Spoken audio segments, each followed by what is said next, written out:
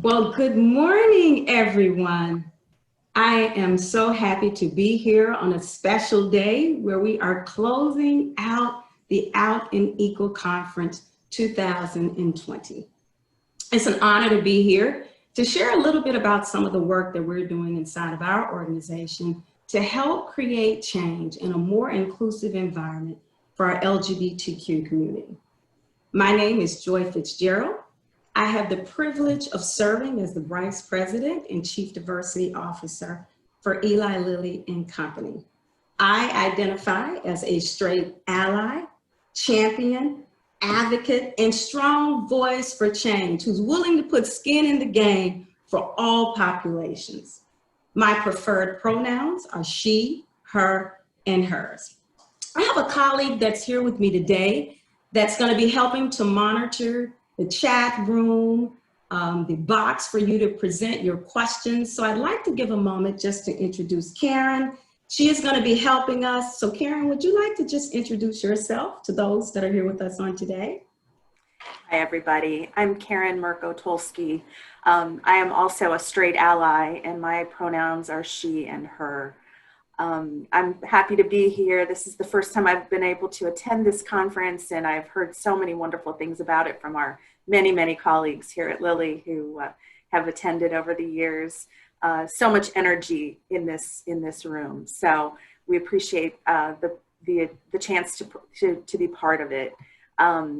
Please add your questions to the chat rooms, either the Zoom chat or the Pathable chat. And we'll get to them near the end. I think you're going to enjoy Joy's presentation. We have a lot of interesting things to share today. So thank you. Thanks, Karen. And I also got to say hello to all of my Team Lilly colleagues. I know you're online, here to support us and here to support the LGBTQ community. So a little bit about our organization, Eli Lilly and Company. You'll see here, we have a mission to unite caring with discovery to create medicines that make life better for people all around the world. So a few fun facts about our company. We have 140 plus years strong history that's deeply embedded in our core value of respect for people. Our headquarters is in Indianapolis, Indiana. And right now we have approximately 34,000 employees. And we create medicines and solutions that make life better, but that also extend life for some of the world's most horrible illnesses and diseases. We operate and have clinical research in more than 55 countries. And one thing about us, we are staunch supporters of creating the change that we expect to see in the world. So, to get everybody started, I want to engage you to have a reflection moment in which you're going to ask a question of yourself.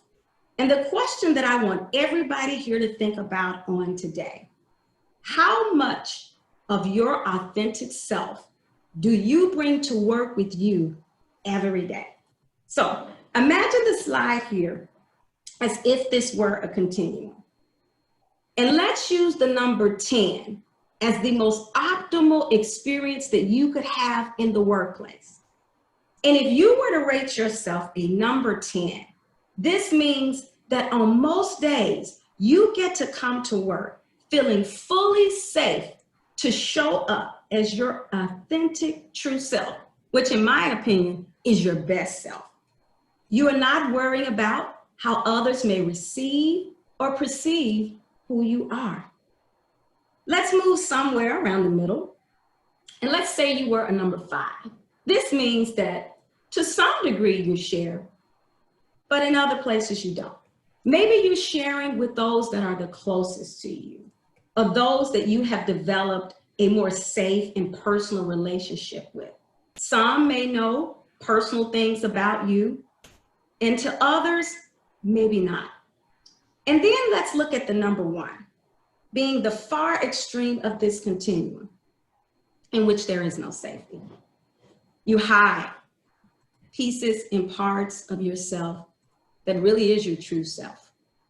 You have fear, and maybe you even worry on a daily basis, that if people knew who you were or knew intimate things about who you love and how you show up and feel the most safe to identify as, that you might be judged. And it may even limit career opportunities. So if you feel safe to share, I'm going to ask you just to put that number in the box for us. If you don't feel safe, somewhere, if you have paper or an area in which you're taking notes, feel safe to share with yourself. Where do you sit on this scale? So I want everybody to just take a moment and reflect.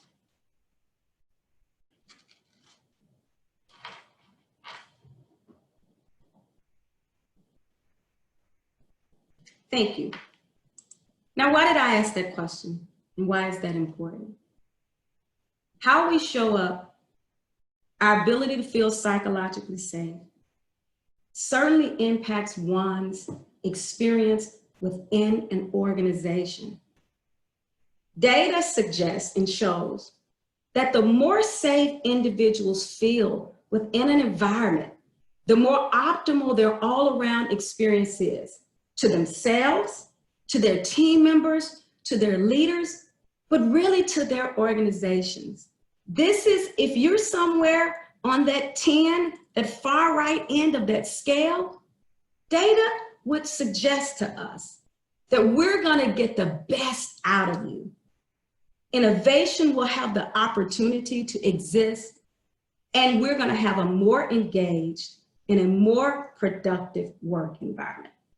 I wanna introduce to you on today a body of research that we've been engaging in inside of our organization probably since 2015.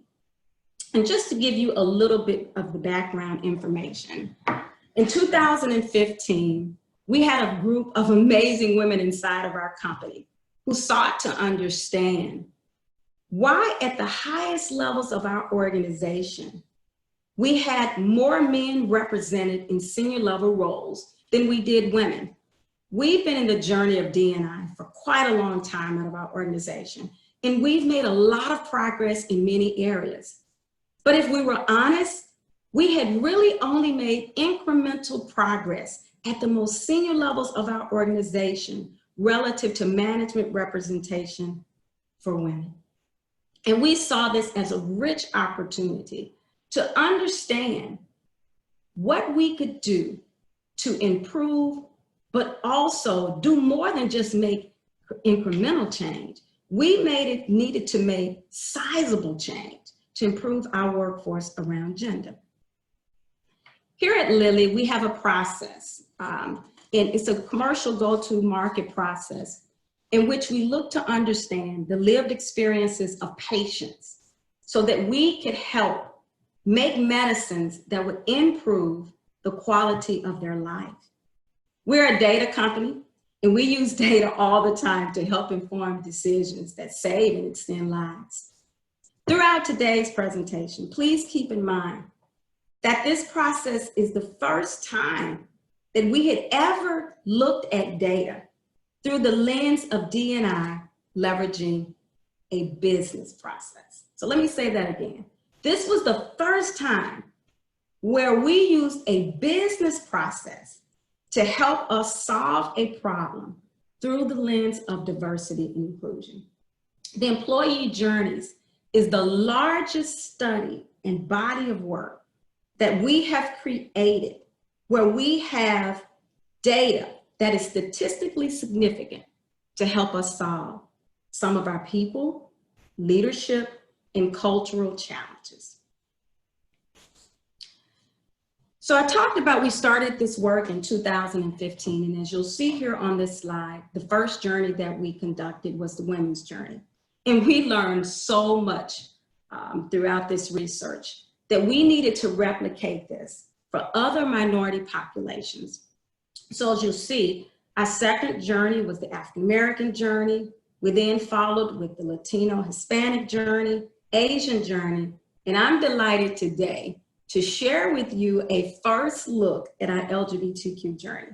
We have yet to even roll this out inside of our company. We're going to be doing that next week. So you are getting an inside look in a large study in research for our LGBTQ colleagues. So how is this work being done and who are we working with? So we've been working with an independent firm since 2015, and we looked for a group that had sound experience in being able to convert data into language and into solutions that had actions around moving the needle for minority and disparate populations. So we've been working with an organization probably for about the last 5 years.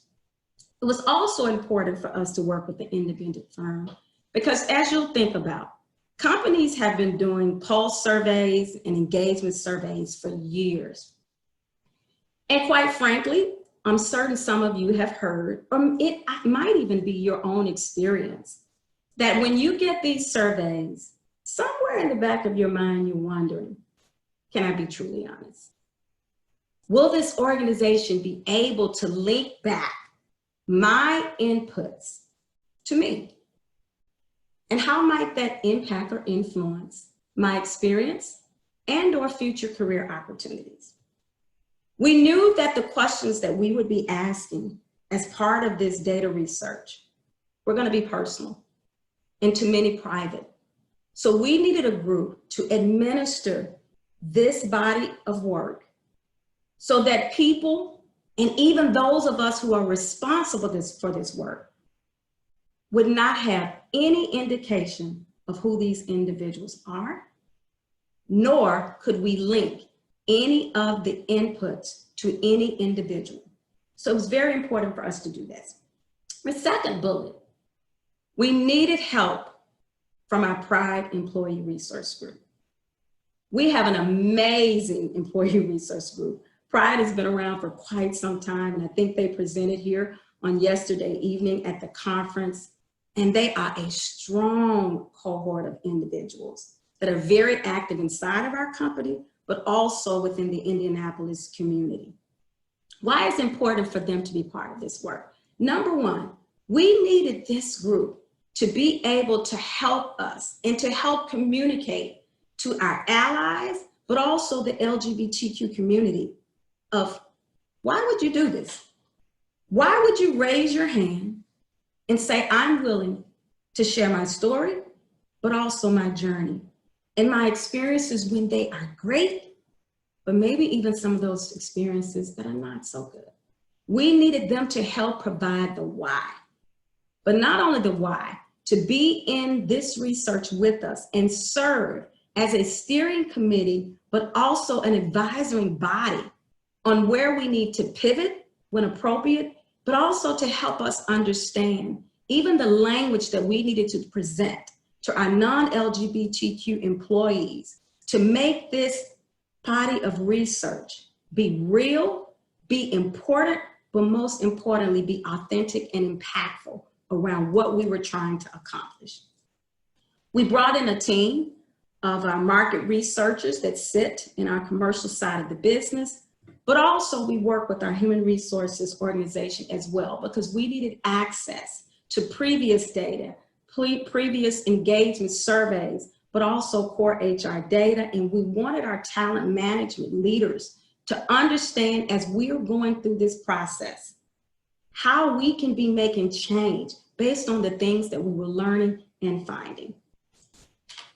So what really were our objectives? We need to build awareness to all of our employees about the current realities and the lived experience of our lesbian, gay, bisexual, transgender, and queer community inside our company. We need to be transparent around what's working well, but also we need to identify those core tensions and or moments of truth, our colleagues' truth. We needed to hear those, we needed to see those, so that we could no longer be blind or have excuses for the things that we fundamentally need to change inside our company. And above all, We need to draw empathy, not sympathy, for the experience of those that may not be going well, so that it would increase and activate inside of every employee new experiences and new insights to be more inclusive, to help our colleagues feel welcomed, valued, respected, and heard. So let's talk a little bit more about the research, both qualitative and quantitative. We had over 2,000 individuals inside of our organization engaged in this research. And there were really four areas relative to the quantitative and qualitative study in which we engaged in. Within our organization, this body of work consisted of our US population, but also the UK as well. For all of our other journeys, we had the US population, and for gender, we did global. But this was the first time that we included 2 geographies for our minority groups. We leveraged our external partner to start the first stage of this process, to really be around in-depth interviews. These were interviews in which there were a series of questions that we wanted to have a conversation with our LGBTQ population to set the foundation around what we needed to understand around their experience inside of our organization. The second key area of research was an online survey. We had an online survey in which almost 2,000 plus individuals completed. This survey had 99 questions. Within this survey, we learned as much about our LGBTQ population as well as our non-LGBTQ population. And we wanted individuals to feel safe, to be able to share their real experiences. While Lilly created this survey, we did not administer it. It was administered externally. So there is no way that any of us inside of our organization can link back to any individual their results.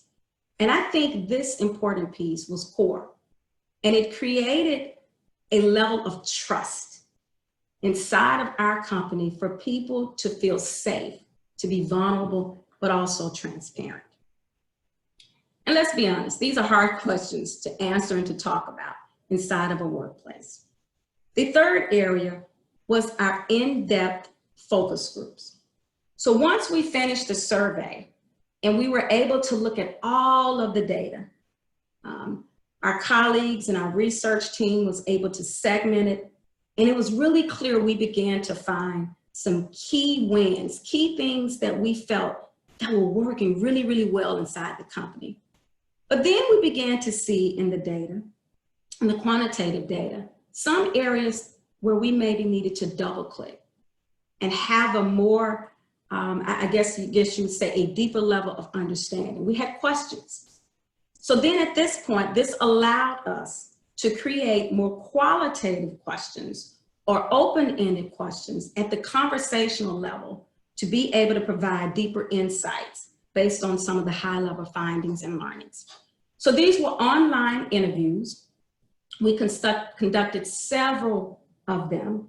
And in the online interviews, individuals, it was anonymous. They may have been given a name as Red. I'm Red 101. I'm Blue 2003. But there were names and things that they were given to anonymize them to where they could feel safe in an online focus group setting to share deeper insights. Then the very last stage of the research is one we call online journaling. And this one here is where I personally will admit I've learned the most across all dimensions of differences that we've studied thus far. And this is when we have an opportunity, and it's administered again by our consulting group, to ask questions and people just journal. So imagine taking out a blank piece of paper in an online setting and being asked, describe your best day of work and tell me why. This is the storytelling piece where people get real specific and they journal about various experiences that they have had throughout their career, but also maybe even throughout their life. And having the insight to be able to not understand the experience, but to be able to understand the contextual framing of what happened before, during, and the impact it made. In my opinion, this was a critical inflection point for us as part of our data research. As I shared earlier, I think one of the things about this type of research inside our company that has really made the difference for many of us is that we've asked questions that we've never asked before. I will tell you throughout my career, and I've been a diversity and inclusion champion for as long as I can remember, and have had the opportunity to have a role or responsibility to lead inclusion strategies. The questions that we asked in this survey were questions that I've never been asked before or never had to answer inside of a workplace. They were personal, they were private, but in many degrees, you had the opportunity to reflect on your own experiences. And sometimes in a work environment, we're so busy giving and doing and trying to have high performance that we really haven't had that reflection moment just to think about, how am I experiencing the workplace? Do I feel safe? Do I feel trusted? Do I feel welcomed? Do I feel valued? Is the company getting the benefit of all of my unique differences that they were looking for when they hired? These were the things we talked about. And this was a first inside our company as we think of this intimate and intensive level of understanding the lived experiences of colleagues. So as we look around the key questions or topics that the survey, you can link them back to, these were core areas. We really kind of started with just what's your overall experience at the company? What's your level of satisfaction? How are you able to contribute on most days, given your work? And then we did, the next double click was to understand your own unique experiences. And then tell us a little bit more about team relationships, relationships working with your leader, cross-functional. But an additional one that we added, which gave us really huge insights, and in particular for our LGBTQ community, tell us about the communities in which you live and how do those experiences impact your work experience. And then last but not least, we asked just a lot of general questions around just your overall satisfaction with your job, your career, and even some of our core HR processes that you engage in. What is that like for you through the lens of your dimension of difference? And again, the survey had, the online survey had approximately 99 questions. And I just have to admit here, one of the things we were very excited and delighted about, and our employee resource groups and our pride team, they were fundamental in helping get people excited, energized, and to raise their hand to be a part of this research. There were a few things that were different. If I were to look back and say, as we think of this research compared to our African American, our Latino, and our Asian populations, and when the women's journey, was there anything that was different? Did we have to take a different approach? And there are a couple of things I would like to highlight. We have collected, and we've had a self-identification program for a number of years that has been inclusive of sexual orientation and gender identity. And that data we have held close in around confidentiality. There are only a few members, less than 5, inside of our organization at the time that we did this study that even has access to that data because of just the core nature of people really needing to feel like this data was at the extreme level of confidentiality. But when we did this journey, so if you think about the women's journey, we were able to collect core HR data relative to gender. We were able to randomize it and offer it out to our organization, and we felt that we would get a good number of respondents. But just think about it. We could not do that with this journey. We could not. We felt the provisions of which we offered security around this data, that to give this to another party to be able to administer this survey, we felt ethically that wasn't the right decision. We felt that even sharing this data to a certain degree may be forcing someone to come out who did not want to be out inside our organization. And that was very important to us. So we created and worked with our Pride Employee Resource Group to create an opt-in process to where we posted links on our intranet. We sent out all employee communications to be able just to welcome both allies and those within the LGBTQ community to just raise your hand and say that you wanted to be a part of this study. And then from that group, we created an additional process to say, now that you said you wanted to be in this journey, would you be willing to be part of an interview and or a focus group? And that was very, very important to add an additional layer into the research where people got safe to disclose their gender identity and or sexual orientation. We know that this journey spanned a number of degree of differences, race, abilities, veteran status, you name it. This is probably one of the most diverse groups that we've looked at inside our company relative to research. So for the purposes of this research, we did not seek to understand the differences of the L, the G, the B, the T, and the Q, but more we wanted to look at this group as an aggregate. And where appropriate, that we found information within the data where we could segment, we were able to do that. So there were two additional segments that we looked at, and it was a double click on race or people of color, and additionally a double click where we may have found some differences or looked to find some differences relative to gender.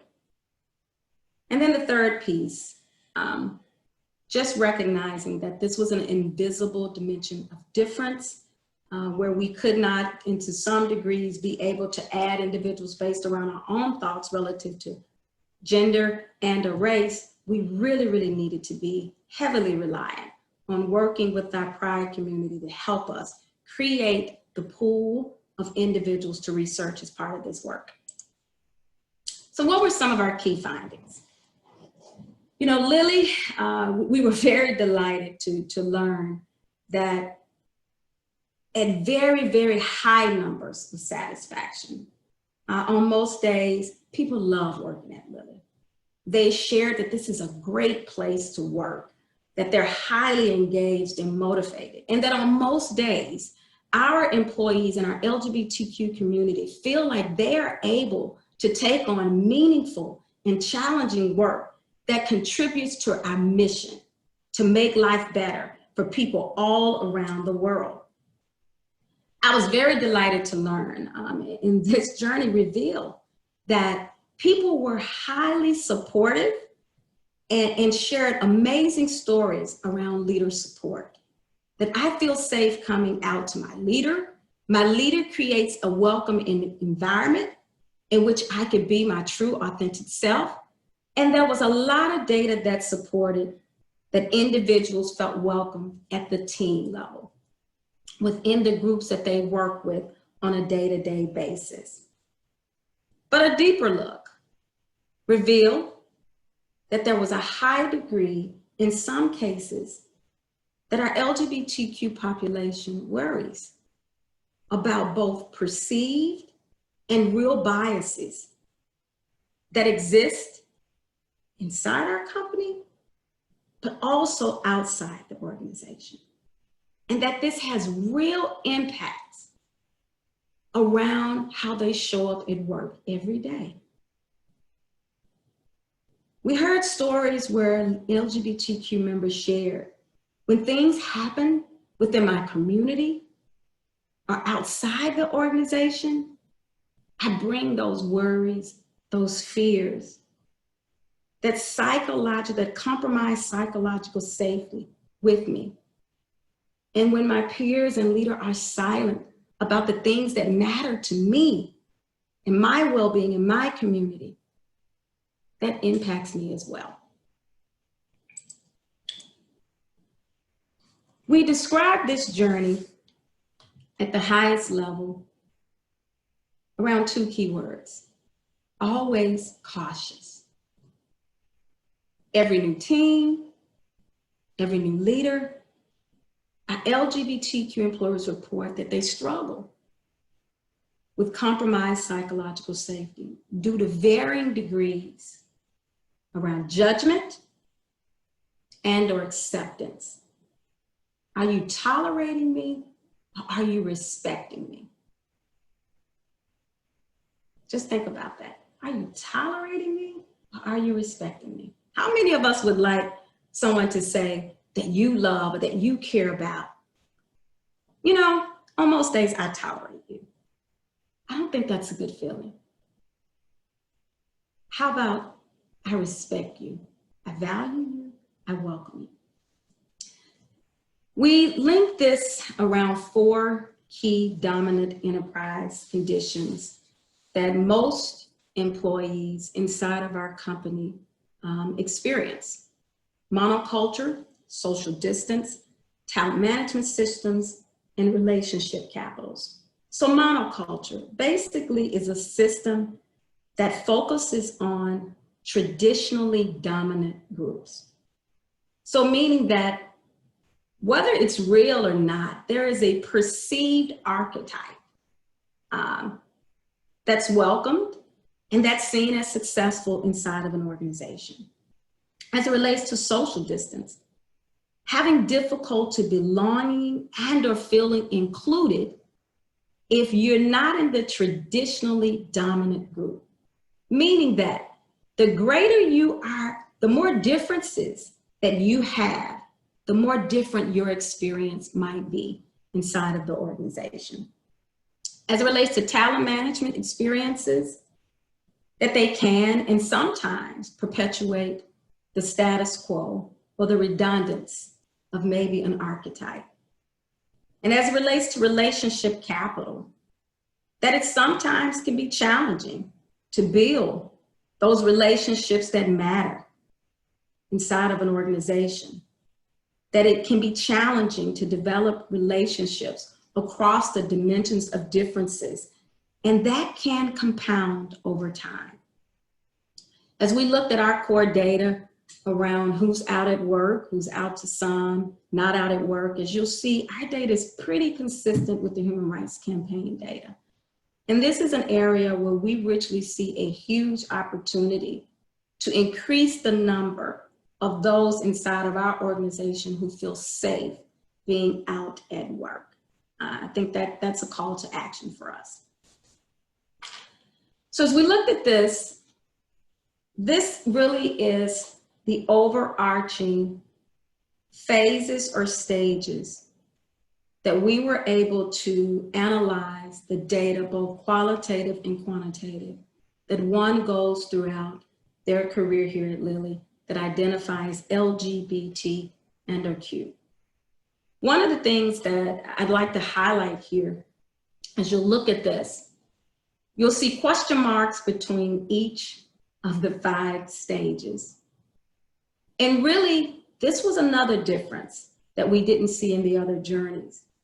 And it's this vicious cycle of always having to question, is this a come out experience? Again, again, again, and again. And it never ends. Imagine that.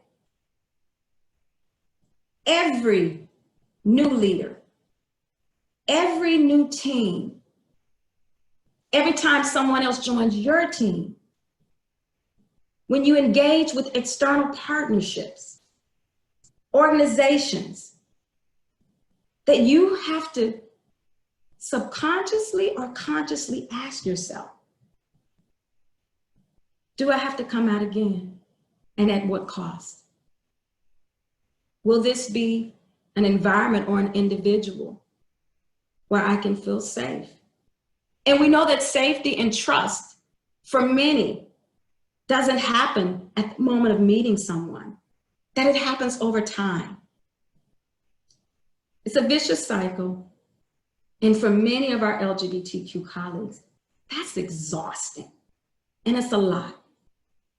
When they just want to come to work and feel welcome and contribute as their best self. Another important piece of this journey, but I think it's different than a lot of our other research, is that it starts at the formative years. So we didn't just ask about your experiences while working at our company. We asked about your experiences as a child to understand, how are you hardwired or shaped? What were those things that you were taught as a child relative to what was normal as it relates to gender and our sexual orientation? And how does that, for both our non-LGBTQ community and our LGBTQ community, inform what you believe is right, real, how you include, or how you exclude? And how does that show up and manifest in your belief system, your value system, and certainly how you treat people at work and in your communities based on that belief system? This was very insightful for us. We learned that for many of our LGBTQ colleagues, there was a spectrum around those experiences, from being welcomed, judged, or maybe even excluded from the very people where they expect to feel safe and loved from, their family. One other thing, if you look at the opposite end of this spectrum, that the higher one goes up within their career, there's this tremendous amount of pressure to reflect, but also represent an entire population. So think about it right now. Take a moment. Wherever you work, who are those individuals that are out inside your organization? And what level of leadership do they represent? How many examples or individuals of success can you or others look up to that give you permission to be who you are and lead? Can you count them on one hand or less? We also looked at moments of truth inside our company. And moments of truth really is the language in which we look at around those key tensions where a decision can be made, either to stay or walk away, or these key tensions in which we need to double down on and look for innovative solutions to create change, because these tensions might be the barriers or areas in which one may have not a welcoming or an engaging experience inside of an organization. The first one is compromised psychological safety, and I'm going to show you a little bit more about that here in a minute. But we call this vicious cycle of coming out kind of the coming out conundrum, because we read in the data for many of our colleagues, there was this question around, why should I come out at work? Why is that important? Why is that necessary? There are some that say, I just want to come to work, do my job, that's it. All the way to those that would say, I need to have an environment where it is safe to come out, and I want to come out and share my journey without fear of judgment. It was an entire spectrum around this. And certainly we want people to feel safe wherever they are on this journey. But the data revealed for those that are out at work, they scored much higher engagement and satisfaction scores and the ability to perform because they are able to be their true authentic selves. Missing talent management processes really was around given the data, and I would say for many organizations, we have a lot of work to do to be able to ensure that our talent management processes heavily include programs and development opportunities that are specific to our LGBTQ community. We know that in past times, it's been difficult because for many of us, we're still trying to figure out what do we do with the data? And that if we create those programs, is this another coming out? So this is a clear opportunity for us inside our company, and will be a big one that we are going to be working with our pride organization to figure out some of these innovative solutions to do more and to be better around this body of work. Community tensions. We learned, and I would say this was a little different for our other than our other populations as well. This was a high tension around just our external environment. And I think everyone here can admit, we've had some tough external things to deal with this year, all of us. There have been a lot of love and support shown, but there have been a lot of bad things that you hear, you experience, you see, maybe even it personally impacts you in a way that's not good.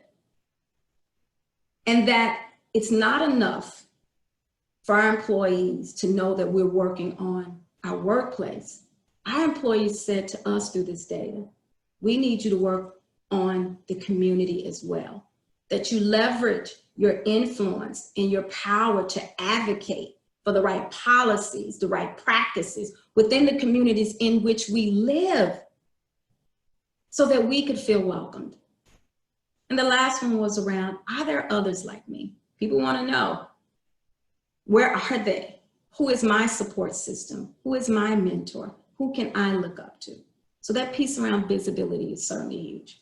I want to share real quick, and then we'll stop and ask for questions. I want to make sure we have enough time. But I'm going to go back to this compromised psychological safety, because this was the key tension that this journey revealed. And it's not just about the workplace, but it's about the world in which our LGBTQ colleagues live in. And while there's been a lot of sizable progress, as you think the new Supreme Court ruling, but we know the law does not stop transgressions. It takes changing the hearts and minds of people for us to really see the progress that's needed. So we've created a Make It Safe to Thrive campaign. We believe this is so core around helping our leaders and our employees understand what it's like to create a safe environment. And I just want to share a quick video, and then we will go to questions.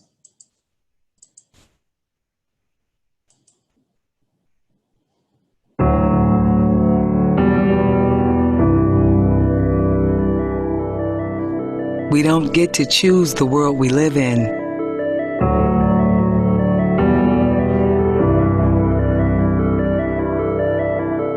In going about everyday life, trying to fit into and contribute to our communities, we're forced to confront images and facts that fill us with dread, hurt, and even fear. All of us. Each of us knows this feeling of being different, of being divided. And this impacts all of us. Which is why here at Lilly, we can and we must make more of the connections that bind us together. We can make it safe to thrive at work. Because, let's be honest, to try and take on bias and prejudice everywhere is a monumental task.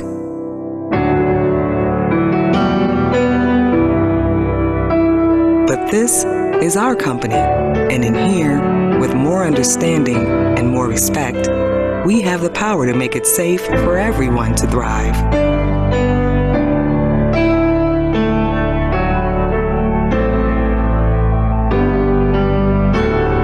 people around the world are depending on us.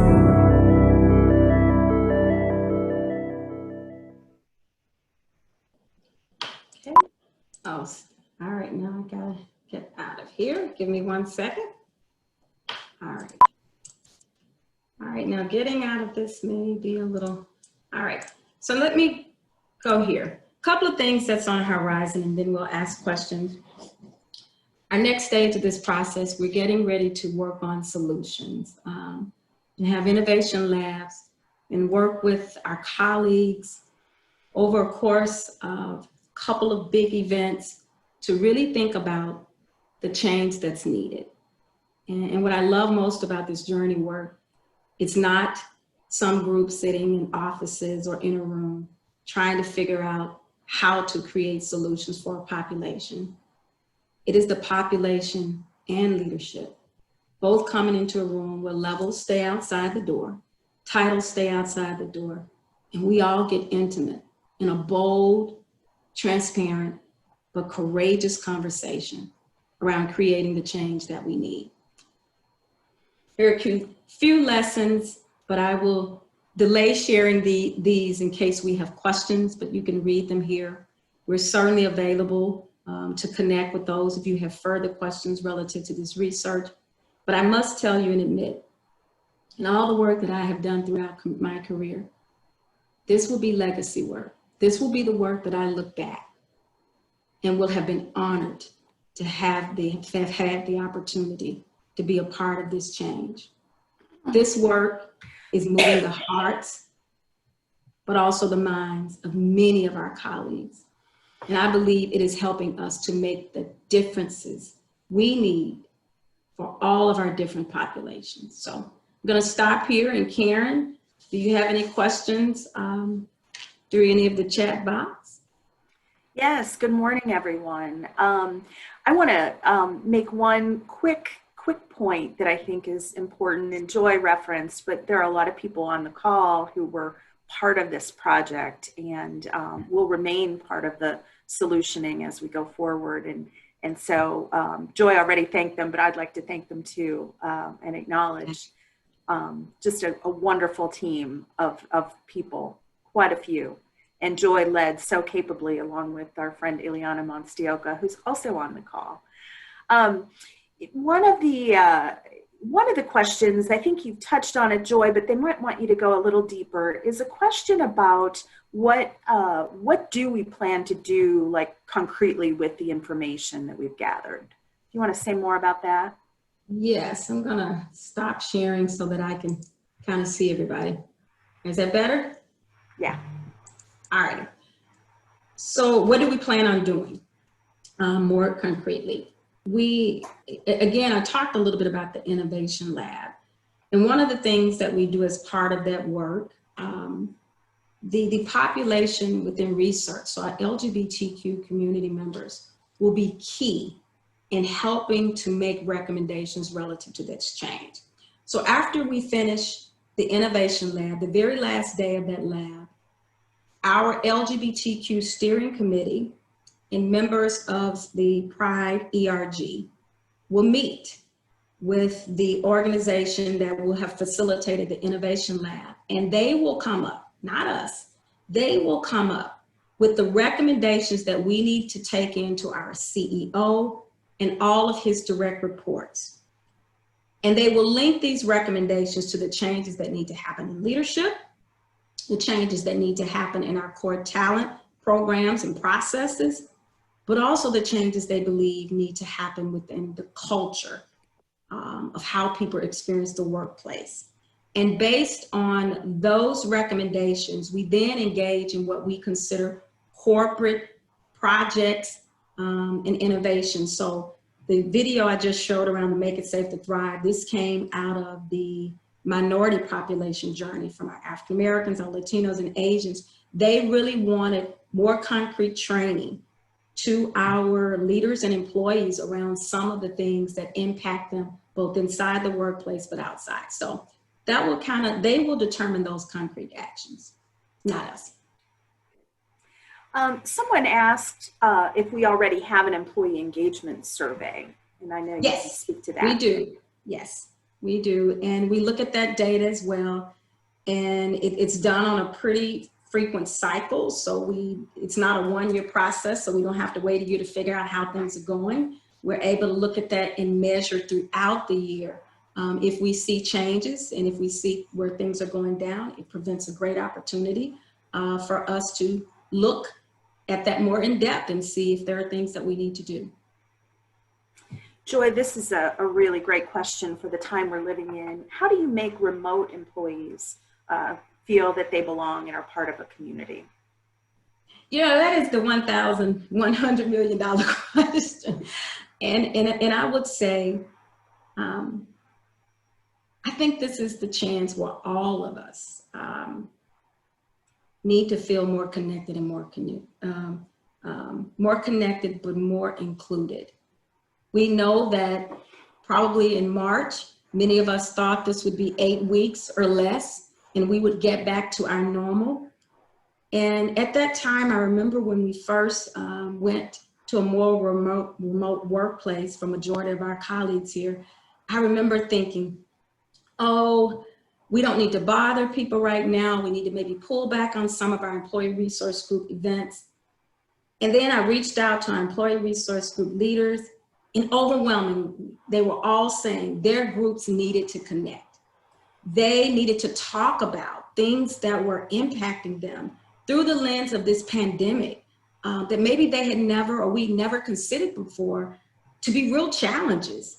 So we engaged in a 12-week series where each one of our ERG groups every week, and we had very, very unprecedented numbers of attendance of people just wanting to connect and learn more about the experience of others. So for us, one of the ways in which you connect is you're gonna have to be intentional in reaching out. Set reminders on your calendar to go check in on your colleagues. Everybody is not okay. And we need to create the safe environment where people can tell us that and share that. I want people to stop apologizing. If your dog is barking, if the lawnmower is going on in the background, if children are walking in, stop saying, oh, I'm sorry. You know what? It's okay. Keep going, keep moving. These are all things. We're dealing with life right now and just trying to stay healthy. So connections are key. Please make it intentional to reach out. And from an organizational standpoint, we are making sure that we're putting in strategies that create these connection opportunities. I think those are great points, Joy. I like to say, are we working at home or are we living at work? It's kind of a, yeah. Someone asked how we identified the LGBTQ employees for this survey or this body of research. So we did a couple of things. Those that have self-ID, either as LGBTQ members and or allies. Before we even started the research, there was an email that came out for the Global Diversity and Inclusion Office, making them aware that we were going to be doing the research and that we were going to be creating an opt-in process where they could raise their hand if they wanted to be a part of the research. We asked our Pride ERG members, and I think John Scott is probably online, who did a tremendous job working with us and is still working with us to have meetings within the Pride ERG collective body to help them to understand that this was coming. I attended one of those meetings where I was able to help answer the questions on why. I answered questions on data, protections, and confidentiality. And then we also had an all employees communication where we reached out to our broader US and UK population, making them aware, and we had a link on our website where people could go and sign up to raise their hand to say, I want to be a part of this journey. Then we took all of those individuals, and then we sent it to a randomized group as well. So that's how we were able to get all of our participants. Great, great. This is, I think, a really important question that we'll want to address here is how did we handle the non-allies? because we did see obviously some pushback from some employees who were, you know, how did we handle that? Folks are wondering. Well, you know, I think what we see outside of our workplace to some degree is an indication of what may be present inside the workplace. And we know that there's still a lot of opportunities for people to learn. And sometimes in the psychological safety scale, if you look at the 4 degrees of psychological safety, some shy away from curiosity because they feel they may be blamed and or judged, or they can't be who they are. So I think we were very clear and are still clear around why this work is important, and that our intent is to ensure that everyone is respected and that they are valued. We added FAQs out and put a lot of information on our website, and even talking points for our leaders to help inform people of how to talk about this. Because sometimes it's not that people don't agree, they just don't have the language to talk about it. And for fear of making a mistake, they don't say anything. So we saw it as part of our role to help inform and equip our leaders, but also in our employees with the knowledge and the language around why this work is important and why it's important for our colleagues. Right. We have time probably for one more question, and I love this question, and I think you can speak to this so beautifully. How does this work specifically for LGBTQ employees move us to the workplace of the future? Well, you know, the workplace of the future is certainly something that I think everybody is thinking about, and in particular, many of your HR leaders. And I think this work, as I talked about, one of those tensions, even being community tensions and even psychological safety, is going to be critical in helping us think about how do we include relative to the experiences our population have had and or will have. So let me just give you a double click on that. For those who I talked about at the very beginning of this, on this spectrum, who may be in that 1 or 2 or 3 category with very little safety, who really have a hard line between work and personal. I go to work, work is work, personal is personal. These things have blended. People are in our homes now through these cameras that many of us have never maybe invited colleagues into our homes before. It's hard to separate people walking behind you, a dog, a cat, whomever it is that you love, photos in your background. People are looking at those things now. So it's forcing new normals and new ways of inclusion, but it's also challenging us relative to our own comfort around what we're willing and what we feel safe to share. Do you turn your camera on? Do you turn it off? All of those things are going to be critical. And I think our LGBTQ community, who we understand some of those colleagues may be at that 1 or 2 or 3, they're going to be key in helping to give us some of the insights that are needed as we think about what we need to be doing to our workplace in the future so that we can help everybody feel safe, not just to survive. We don't want people surviving. We want people thriving. That's the environment we want to create in the workplace. Yeah. I don't think we can end on a better note than that. We still have 1 minute though. If anybody has a last minute question or thought to share with Joy, I'm happy to add that. I can wrap up just with this closing thought. This work is very personal for Lilly. It's very real for us. And one of the insights I will give you that makes it even more real and important as you think about translating this to your organization. Many of us have read a lot of white papers, a lot of articles from other companies, but this isn't somebody else's story. This is our story and our journey, which makes us accountable to create that change. Thank you.